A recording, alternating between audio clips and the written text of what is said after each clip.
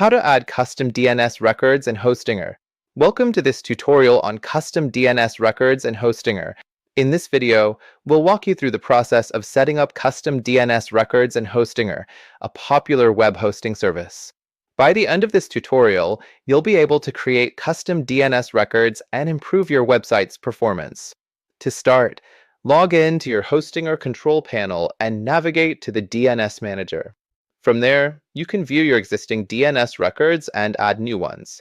To add a custom DNS record, click on the Add button and select the type of record you want to create. For this example, we'll use an A record. Enter the host name or domain name you want to point to and the IP address of the server you want to host it on. You can find the IP address in your Hostinger control panel or by using a DNS lookup tool.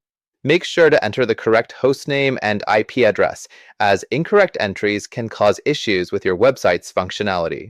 Once you've entered the hostname and IP address, click Save to save the new DNS record. Repeat this process for each custom DNS record you want to create. You can also edit or delete existing DNS records from this section. That's it. With these steps, you've successfully added custom DNS records in Hostinger.